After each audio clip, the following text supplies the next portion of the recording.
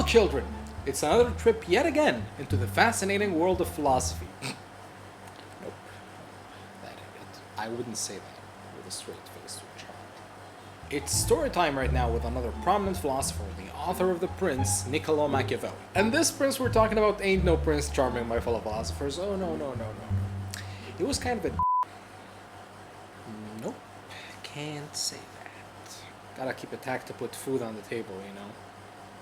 Kids, are you ready to hear about bills and taxes? Can't say that either.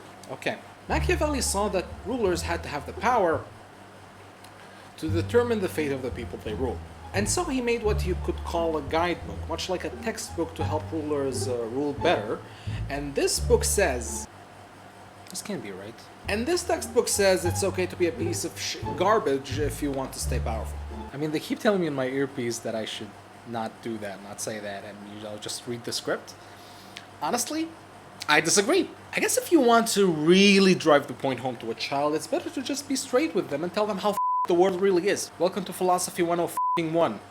Enjoy your stay. Machiavelli believes that we as humans have inherent traits that need to be taken into consideration if a ruler wants to be a successful one. I don't like where this is going. Here it goes. And so Machiavelli's advice to rulers was to use fear to control the masses. Because according to Machiavelli, human nature is fickle, dishonest, greedy, and they're giving me a headache in the earpiece right now. Left an employer who sounded like Satan, and now I'm working for a guy who sounds like Mickey Mouse.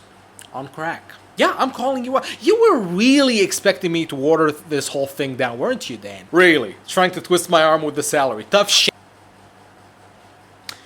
I mean, $50 is $50. I totally f*** with that. A ruler, according to Machiavelli, has to become virtuous. No, wait.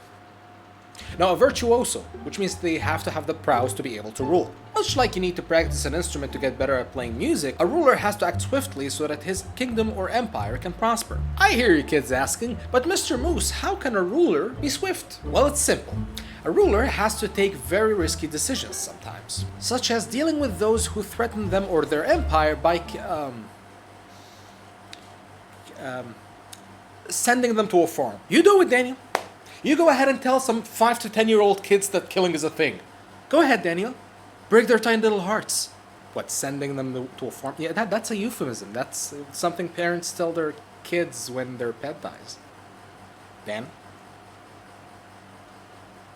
Dan, are you crying? Well, it's frankly hilarious, but then again, I'm really sorry you had to know this way. You really need to keep your shit together, Dan. He died when you were like 6. To show what Machiavelli's type of rulers really like, there are 2 examples. One is Agathocles, which is a big no-no for Machiavelli, and the other is Cesare Borgia. Machiavelli says that Agathocles rose into power through crime, as Agathocles resorted to sending rich people and senators to several farms, I guess? Which Machiavelli thinks is bad because... Wait, but Borgia did basically the exact same thing. What? Needless to say, kids, throughout this whole book, it is believed that Machiavelli was just being sarcastic. Some of you might ask, but Mr. Moose, what is being sarcastic? Well, kids... Sorry you're having a rough day, Dan. I'm not getting paid, am I?